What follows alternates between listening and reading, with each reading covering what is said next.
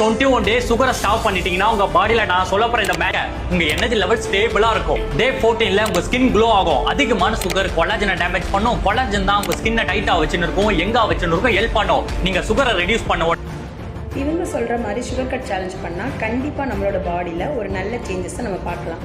ஆனால் ஒரு beginner sugar cut challenge எடுக்கும்போது அவங்களால கண்டினியூ பண்ண முடியாது. நாங்கள் இதை எங்களோட ஜிம்மில் கிளைண்டோட பண்ணும் பொழுது கிளைண்டால் 1 வீக் மேலே அந்த சேலஞ்சை கண்டினியூ பண்ண முடியலை.